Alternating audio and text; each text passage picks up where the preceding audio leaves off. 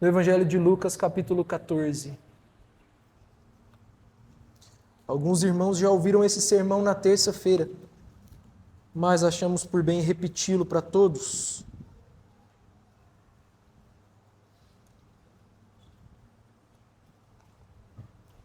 Evangelho segundo Lucas, capítulo 14. Tá, capitão?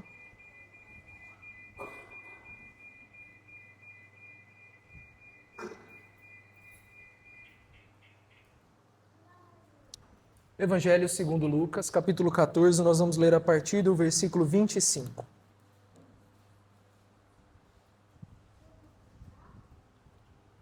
Diz assim a palavra do Senhor. Grandes multidões acompanhavam Jesus, e ele, voltando-se, lhes disse: Se alguém vem a mim e não me ama mais do que ama o seu pai, a sua mãe, a sua mulher, os seus filhos, os seus irmãos, as suas irmãs e até a sua própria vida, não pode ser meu discípulo. E quem não tomar a sua cruz e vier após mim, não pode ser meu discípulo. Pois qual de vocês, pretendendo construir uma torre, não se assenta primeiro para calcular a despesa e verificar se tem os meios para concluir? Para não acontecer que, tendo lançado os alicerces e não podendo terminar a construção, todos os que a virem zombem dele, dizendo: Esse homem começou a construir e não pôde acabar. O qual é o rei, que indo para combater outro rei, não se assenta primeiro para calcular se com 10.000 homens poderá enfrentar o que vem contra ele com 20.000. Caso contrário, estando o outro ainda longe, envia-lhe uma embaixada, pedindo condições de paz. Assim, pois, qualquer um de vocês que não renuncia a tudo o que tem, não pode ser meu discípulo. Até aí. Vamos orar.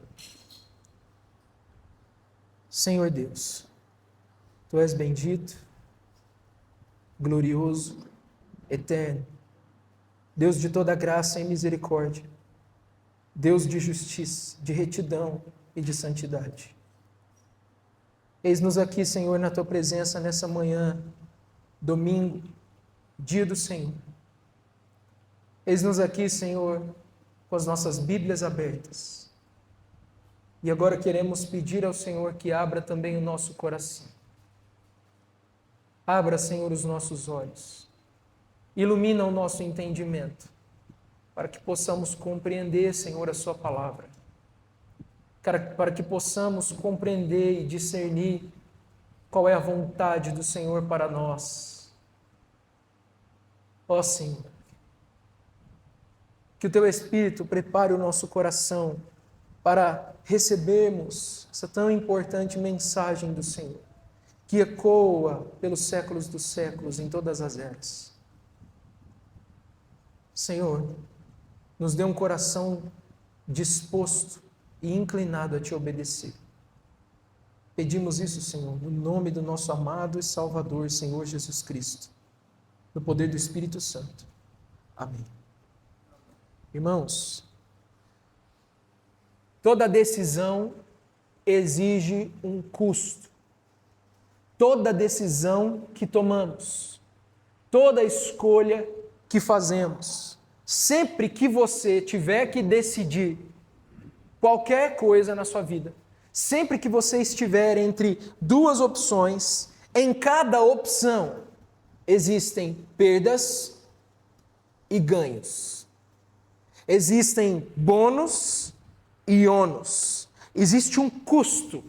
E você sempre vai ter que comparar essas duas opções, calcular o custo, o ganho de cada uma e, então, tomar uma decisão e escolher aquilo que é mais precioso. Por exemplo, se você vai comprar um veículo, um carro, e você tem um recurso limitado, você não tem todo o dinheiro que você gostaria, você tem que analisar as opções, ver qual carro você consegue manter, ver qual decisão você consegue sustentar, ver se ele atende às suas necessidades e expectativas e assim fazer a escolha. Um jovem vai escolher com quem se casar. Há perdas e há ganhos em qualquer decisão que ele tomar. Um jovem também vai escolher qual faculdade fazer, qual curso fazer, qual carreira seguir. Em toda decisão, há perdas, há ganhos. E nós precisamos aprender a calcular essas perdas e ganhos para decidir e tomar uma decisão correta, acertada. No campo espiritual, na nossa vida espiritual, também é assim. Decisões espirituais também têm um custo. O ateu, por exemplo, ao decidir ser ateu, será que ele calculou as perdas e os ganhos corretamente? Se ele estiver correto, o que ele vai perder? Nada. Porque se o ateu estivesse correto, Deus não existiria. O céu e o inferno não existiriam. Então, se ele estiver certo, ele não tem ganho nenhum. Porém, se ele estiver errado, qual é a perda que ele vai experimentar? Vale a pena ser ateu? Calculando-se o custo? Não vale a pena. O purgatório, que foi mencionado na escola bíblica dominical. Aqueles que creem no purgatório, será que eles fizeram um cálculo sobre as perdas e ganhos envolvidos nessa crença, nessa decisão? Porque se eles estiverem certos, ok, não vão ter ganho nenhum. Mas se eles estiverem errados, qual é a perda que eles vão experimentar? E tomar decisões é tão difícil, é tão custoso calcular, que muitas pessoas preferem não decidir. Decidem não decidir. Escolhem não escolher coisa nenhuma. E hoje nós vamos ver o custo envolvido na decisão de seguir Jesus.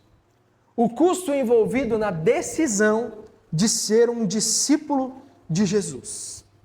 Quais são os custos envolvidos? Quais são as perdas envolvidas em escolher? Veja, eu não vou falar das perdas de não seguir. Eu vou falar das perdas de seguir. Do custo de seguir Jesus. Porém, antes de avaliar o custo, primeiro nós precisamos analisar as pessoas. É nesse discurso de Jesus que ele vai falar qual é o custo. Antes de ver qual é o custo, nós precisamos, irmãos, entender qual é o público para quem Jesus falou. Quais foram as pessoas para quem Jesus dirigiu essas palavras? Vá lá no capítulo 14, então, onde você está aberto, no versículo 25. O texto diz assim: grandes multidões acompanhavam Jesus, e ele, voltando-se, lhes disse. Grandes multidões. O evangelista vai chamar esse público que estava ouvindo essa mensagem de Jesus de a grande multidão. Grandes multidões seguiam Jesus. Irmãos, o grupo de pessoas que seguiam Jesus, ele pode ser classificado ou dividido em três categorias. Três categorias, então, de pessoas seguindo Jesus. Eu quero que você imagine cada um desses grupos como se fosse um círculo. Já viram aquelas painéis de tiro ao alvo? Que tem um círculo maior, depois um outro menor, e até chegar num círculo bem pequenininho no centro? Então você vai imaginar três círculos concêntricos. Eles dividem o mesmo centro, cada um colocado dentro do outro. O círculo maior e mais externo são as grandes multidões. É o que o evangelista chama de multidão. Quem está nesse círculo? São centenas, centenas e centenas de pessoas que andavam atrás de Jesus por onde ele ia. Se ele estivesse em Cafarnaum, eles iam até Cafarnaum atrás dele. Se ele fosse para Belém, para Betsaida, não interessa. Essas pessoas da multidão seguiriam Jesus por onde quer que ele fosse. Era um grupo grande. O segundo círculo, um círculo menor, é um grupo de pessoas formadas, são pessoas que foram chamadas por Jesus, pessoalmente, especificamente, para seguirem Ele, não apenas fisicamente, andando de um lugar para o outro, mas para seguirem Jesus de forma espiritual, para ouvirem os seus ensinos, para obedecerem os seus mandamentos e lições. O terceiro, esse segundo grupo é chamado de discípulos. Então, quais são os dois grupos? Multidões, depois discípulos. É um segundo grupo. O terceiro grupo, que é um círculo ainda menor no centro, esse círculo menor e mais restrito é composto por apenas 12 pessoas. São os 12 apóstolos, que são homens chamados por Jesus para serem mais do que discípulos, para terem um relacionamento mais íntimo e mais próximo com Ele. Vejam, esses três grupos, todas essas pessoas seguiam Jesus, certo? Todas elas andavam atrás de Jesus, mas nem todos eram discípulos. Nem todos seguiam Jesus do ponto de vista espiritual. Porque havia uma grande multidão que não seguia. Uma grande multidão que não obedecia, que não andava com Jesus. Por que essas grandes multidões seguiam Jesus? Por que elas acompanhavam Jesus? São vários os motivos. São várias as razões, irmãos. Primeiro, curiosidade. Um mestre surgiu em Israel e ele faz coisas sobrenaturais. Então a grande multidão seguia Jesus por curiosidade. Outro motivo é por interesse ou por necessidade. Essas pessoas, além de curiosas, tinham necessidades que Jesus poderia satisfazer, que Jesus poderia suprir. Então elas eram pessoas apenas interessadas, pessoas apenas curiosas. Essas pessoas, porém, não tinham noção do custo envolvido. Essas pessoas não tinham noção do que significa seguir Jesus. Essas pessoas não tinham noção do que é ser um discípulo. Eles não sabiam. Eles não entendiam. Eles queriam apenas caminhar com Jesus. Você sabe o nome de alguém da multidão? Não. Você conhece o rosto de alguém da multidão? Você conhece a história de alguém da multidão? Não. São pessoas que estão apenas no bolo. Elas não têm uma história, elas não têm um rosto, elas não têm um nome, elas são uma grande multidão. E a multidão serve de exemplo de que é possível seguir Jesus sem ter nenhum compromisso com Ele. É possível ouvir os seus ensinamentos sem ter qualquer relação, compromisso ou interesse mais profundo com Jesus. Além disso, o texto deixa claro que Jesus não estava e não está satisfeito com as pessoas da grande multidão.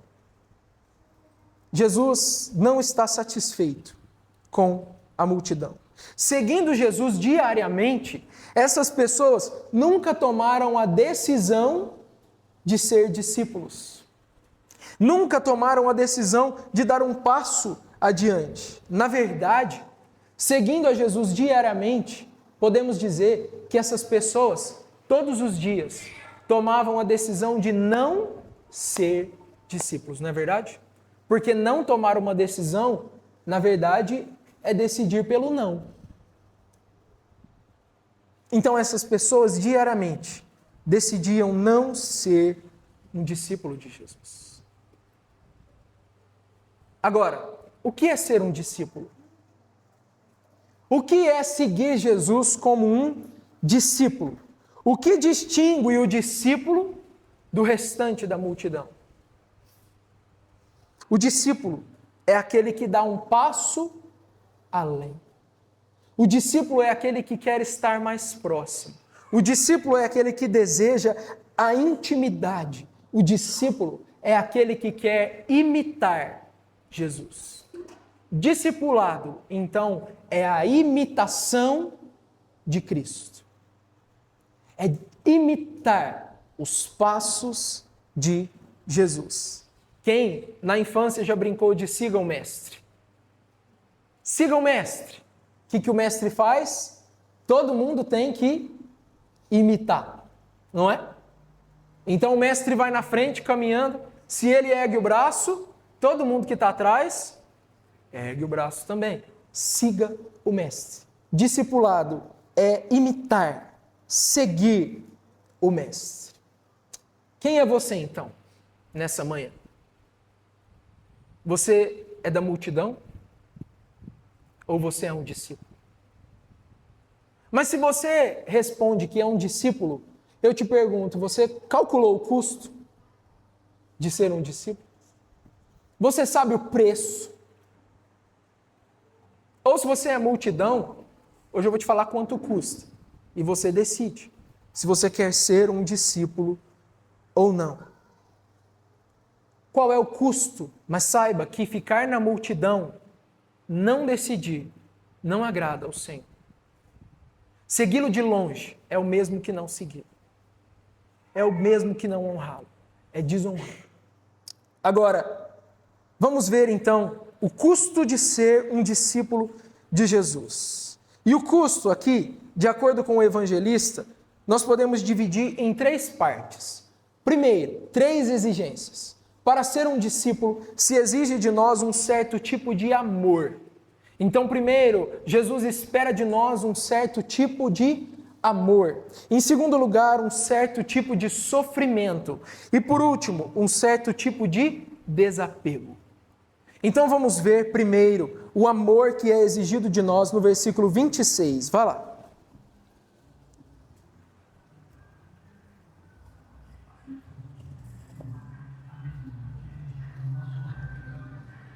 Se alguém vem a mim e não me ama mais do que ama o seu pai, a sua mãe, a sua mulher, os seus filhos, os seus irmãos, as suas irmãs e até a sua própria vida, não pode ser meu discípulo.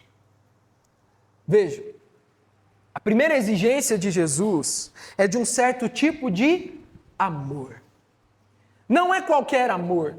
Não é um amor qualquer, não é uma variedade infinita de amor, de maneira que cada um pode oferecer um amor para Jesus. Jesus exige um amor específico da nossa parte. Na nossa vida, nós amamos várias pessoas e coisas, não é verdade? Não é assim? Você ama o seu esposo, a sua esposa, você ama os seus pais, você ama os seus filhos, você ama a sua casa, você ama o seu trabalho. Nós amamos. Mas para cada coisa que amamos, nós entregamos um tipo diferente de amor. Veja, você ama a sua casa, não ama? Afinal de contas, você cuida dela. Mas você ama mais a sua casa do que os seus filhos? É irracional amar mais a casa do que os filhos. Você ama mais os seus filhos. Você ama mais o seu esposo, o seu marido, a sua esposa ou os seus filhos? A Bíblia estabelece um tipo de amor específico para cada um.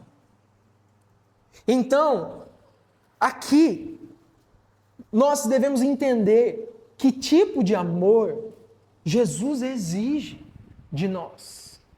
Olha o que Agostinho disse nas suas confissões, no livro 10. Senhor, minha consciência não duvida. Antes, tenha certeza de que te amo. Feriste o meu coração com a tua palavra. Desde então te amei. Mas o que amo quando te amo? O que você ama quando você ama Jesus? Quem é Jesus para você entender que tipo de amor você deve dar para ele? Quem se lembra do filme O Náufrago? É antigo, né? Poucas pessoas vão se lembrar. É um filme... Mas é interessante porque o homem está numa ilha e ele acha uma bola e ele põe um rosto com a mão, ele pinta um rosto na bola e dá um nome para ela e chama ela de Wilson. E é o amor da vida dele naquela ilha, porque foi tudo que restou. E ele ama aquela bola como se fosse um ser humano, mas não é um ser humano. Ele está dando o amor errado para uma bola. Então, o que você ama quando você ama Jesus? Um pedaço de gesso? Uma imagem estática? Um ser distante? Quem é Jesus para que você o ame? Primeiro, a Bíblia nos mostra que Jesus é Deus. Ele é Deus. Sendo Deus, qual é o amor devido a Deus? Na escala dos amores, Deus vem em primeiro lugar. Porque Ele ocupa essa posição de Deus. Então, para Deus deve ser devotado todo o amor. Deuteronômio, capítulo 6, versículos 4 a 6. Ouve, Israel, o teu Deus é o único Deus. Portanto, amai o Senhor de todo o teu coração, com toda a tua alma, com toda a tua força, com todo o teu entendimento, é tudo, é todo ser. Por quê? Porque Ele é Deus. Além disso, a Bíblia vai mostrar que Jesus é homem. Ele é um ser humano. Então, como homem, Jesus deve ser o homem mais amado em toda a nossa vida. A pessoa humana mais amada em toda a nossa vida, de todo o nosso coração. Significa dizer que os nossos cônjuges, esposa, marido, a nossa família, os nossos amigos, o nosso trabalho, os nossos bens, qualquer coisa não deve ser amada com uma intensidade, dedicação ou devoção maior do que Jesus. É esse o tipo de amor que Jesus exige. Se na escala dos amores, qualquer pessoa, qualquer coisa, tentar ocupar o lugar de Deus, o lugar de Cristo, isso então se torna um ídolo. Começa a exigir sacrifícios, começa a exigir toda a sua agenda, começa a exigir toda a sua devoção, começa a exigir toda a sua dedicação e começa a te trazer frustração, angústia, porque ninguém consegue satisfazer sua alma. Então, isso é pecado e Cristo deve ser mais amado. Devemos amar mais a Cristo do que os nossos filhos. Amar mais a Cristo do que a nossa família. Amar mais a Cristo do que a nossa agenda, do que tudo em nós. Amar mais a Cristo até do que nós mesmos. Agora, isso significa que não é para amar a família? Não. Significa que o amor que é devido a Jesus como Deus, você entrega somente para Ele. E a sua família você ama como uma família. Os seus filhos você ama como filhos e não como deuses. Porque eles seriam falsos deuses. E a Bíblia nos ensina que quando nós amamos mais a Deus, então nós conseguimos amar corretamente todas as outras pessoas e todas as outras coisas da nossa vida. Não é interessante? O amor a Jesus ordena todos os nossos amores. Ordena toda a nossa devoção. Irmãos, significa que se qualquer coisa entrar em conflito com Jesus, o que devemos fazer? Devemos aborrecer qualquer outra coisa e seguir Jesus. Olha o testemunho de um cristão marroquino chamado Mehdi. Ouça.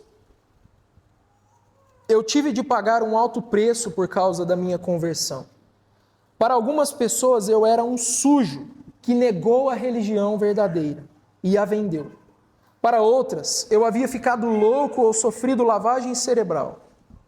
Tudo isso refletia no modo como viam meus pais e os meus irmãos. Ou seja, as pessoas começaram a desprezar a família dele porque ele tinha se convertido. Era uma grande vergonha para a minha família. Hoje, vivo refugiado em outro país por causa do Evangelho. Não vejo minha família há muitos anos. Perdi 2 irmãs e não consegui voltar ao meu país. Tive o passaporte cancelado em Marrocos por ter me convertido. Não posso mais voltar por causa da minha fé. Perdi amigos, perdi emprego, casa, bens materiais, mas ganhei muito mais. Ganhei Jesus Cristo como Salvador da minha vida. O que você pagou por causa de Cristo? Quanto Jesus vale para você? Então vejam, sem esse tipo de amor específico, o que Jesus diz? Não podeis ser meus discípulos. Dá para negociar? É um ponto que você pode escolher cumprir depois? É o custo, é o preço a se pagar para ser um discípulo de Jesus. Jesus quer ser amado acima de tudo. Jesus não admite rival. Vimos aqui então um certo tipo de amor. Agora vamos para o verso 27 e veremos que a segunda exigência de Jesus é um certo tipo de sofrimento da nossa parte. 14, 27. Diz assim: e quem não tomar a sua cruz e vier após mim, não pode ser meu discípulo. A segunda exigência de Jesus é de um tipo específico de sofrimento. Seguir Jesus como discípulo é tomar a cruz e segui-lo. Tomar a cruz e andar com ele. O que significa a cruz? Medite. Pense. Os evangelhos mostram de forma unânime, de forma uníssona, que o ministério de Jesus foi marcado por todo tipo de oposição. Oposição. Jesus sofreu resistência, oposição dos judeus, de Roma, dos soldados, da sua própria família. Jesus sofreu oposição dos fariseus. Jesus sofreu oposição dos demônios. Jesus sofreu resistência, oposição. E a cruz, ela representa o ápice, o clímax de toda a oposição e rejeição contra o Senhor. A cruz é o ápice da vergonha para Jesus. Quando Jesus faz a multidão olhar para a cruz, ele está dizendo o seguinte: para serem meus discípulos, vocês devem estar dispostos a sofrer. A sofrer o que, Senhor? Oposição, vergonha, humilhação, privação e até a morte, se for necessário. Esse é o sentido da cruz. Vergonha, humilhação, oposição. Muitas pessoas, quando pensam na cruz, de forma errada, associam a cruz a sofrimento, qualquer tipo de sofrimento, qualquer categoria de sofrimento. Algumas pessoas vão dizer assim: nossa, essa mulher é a cruz que eu carrego. Ai, meu Deus, a minha cruz é essa doença. Ai, Senhor, a minha cruz é a pobreza. Não. A pobreza atinge os incrédulos? Sim ou não? A doença? Relacionamentos difíceis? Sim. Então isso não pode ser a cruz. Porque a cruz é para quem quer ser discípulo. Então qual é o sofrimento que vem na cruz? Que tipo de sofrimento é esse? Olha só, para saber se algum sofrimento específico é o sofrimento que se caracteriza como uma cruz na sua vida, como a cruz na sua vida, você deve fazer a seguinte pergunta: se eu não fosse cristão, eu estaria sofrendo isso? Analise, pense, aquele problema que vem à sua mente. Se você não fosse cristão, você estaria sofrendo isso? Se aquele sofrimento viria independentemente de você ser um cristão, então isso não é a cruz. A cruz é aquilo que vem, é aquela dor que vem, é aquele sofrimento que vem, porque você é um discípulo. Não somos nós quem definimos o tamanho da cruz. Não somos nós quem escolhemos qual é a cruz. É Ele. É o Senhor quem define. É o Senhor quem decide. É o Senhor quem escolhe a cruz que nós iremos carregar.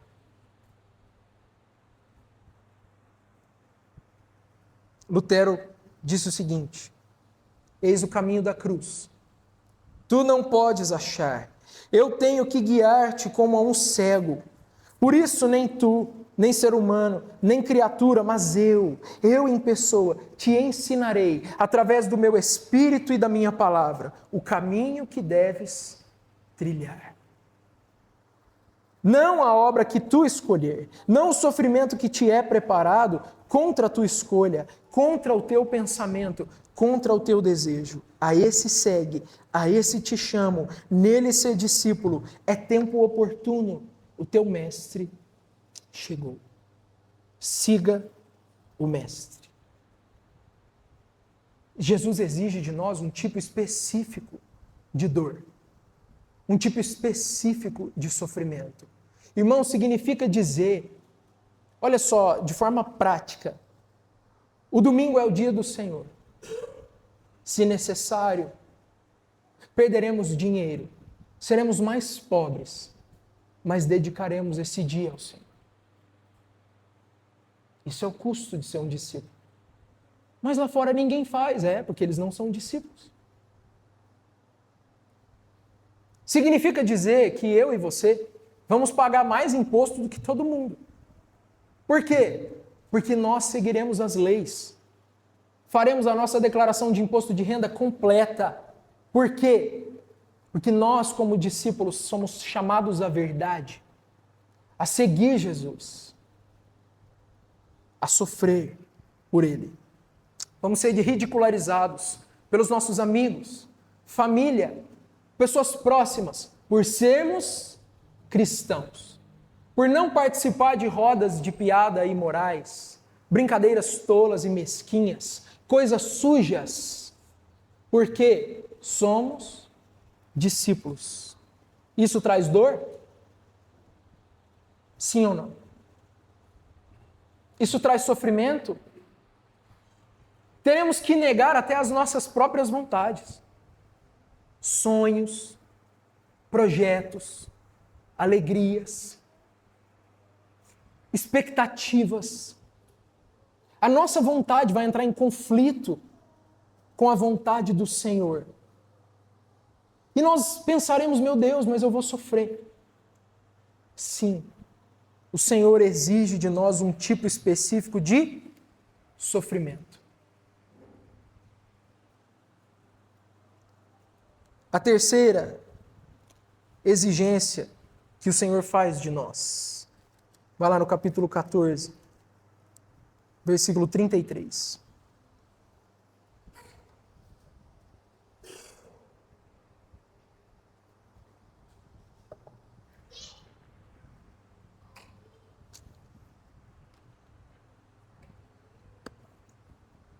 Diz o seguinte: assim, pois, qualquer um de vocês que não renuncia a tudo que tem, não pode ser meu discípulo. A última demanda de Cristo, a primeira é um certo tipo de amor. A segunda é um certo tipo de sofrimento. A terceira é um certo tipo de desapego. Desapego. É o golpe final. É o golpe fatal no nosso orgulho e todo tipo de dependência desse mundo.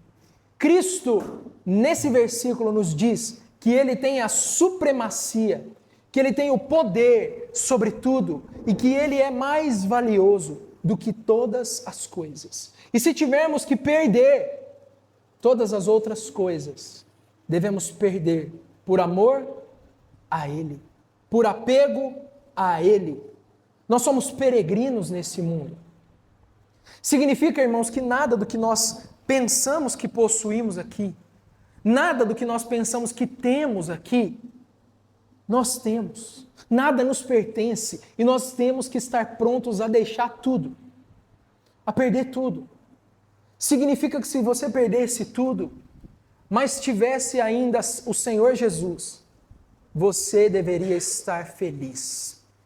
Você e eu deveríamos estar alegres, satisfeitos. E se você perdesse tudo? E se você perdesse a sua casa, o seu patrimônio, o seu marido, a sua esposa, os seus filhos? Se você perdesse os seus bens, a sua dignidade, a sua boa fama, a sua honra, se você perdesse todas essas coisas que você acha que tem, que você acha que possui, que você acha que tem domínio, você estaria feliz? Como você reage quando você perde? Como é difícil, diz Jonas Madureira, como é difícil renunciar a algo que acreditamos possuir. Pense nisso. E se você perder tudo o que acha que possui? O que será de você sem sua família e bens? Imagine que você não possua mais nenhum tostão, não tenha mais herança, patrimônio, imóveis. Imagine que você não tenha mais nada disso. Você acha que mesmo assim você conseguiria viver feliz? As respostas que damos a essas perguntas sinalizarão se estamos seguindo Jesus ou se estamos perdidos no meio de uma multidão que apenas observa Jesus de longe. Qual é a sua resposta? Você tem carregado a cruz? Você tem sofrido por ser cristão? E se você perdesse tudo, meu irmão?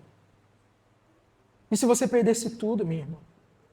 Nós estamos tendo dificuldades de sacrificar algumas horas na nossa semana para o Senhor. Estamos tendo dificuldade de sacrificar um pouquinho de combustível para adorar a Deus. Temos tido dificuldade de sacrificar os nossos prazeres e deleites.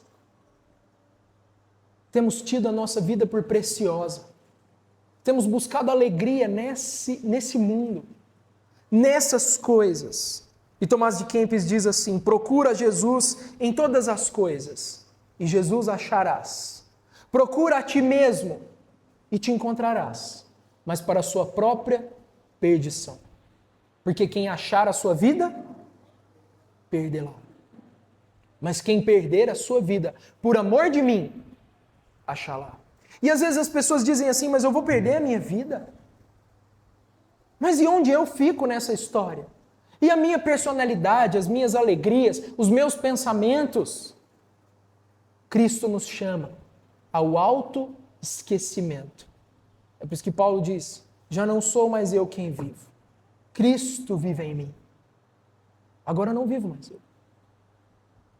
Para mim o morrer é lucro. E o viver é Cristo. E se nós não cumprimos esses requisitos, não podemos ser discípulos. Dá para ser cristão sem cumprir esses requisitos? Dá para ser cristão sem atender essas exigências? Não. Dá para ser multidão. Dá para ver Jesus de longe. Mas ser discípulo, E é por isso que Jesus conta ele diz isso. E ele conta essas duas parábolas. Vejam o homem que vai construir uma torre. Se ele não calcular o custo, o dinheiro dele acaba e a torre fica. Não é verdade? Se você começou a seguir Jesus sem calcular o custo, talvez você esteja na empolgação. Mas a empolgação invariavelmente vai acabar. E a sua vida vai ficar como um testemunho inacabado. Um testemunho triste de uma pessoa que abandonou Jesus no meio do caminho. Ou o rei que vai sair para uma batalha e tem que calcular se com um exército de 10 mil, ele vence um de 20 mil. Irmãos, é possível vencer um exército de 20 mil com 10 mil? O rei identificou que não. Nesse caso não era possível. Então ele entra em um acordo de paz e se torna escravo do rei vencedor. Você vai conseguir vencer Jesus que vem com seus milhares de exércitos de anjos?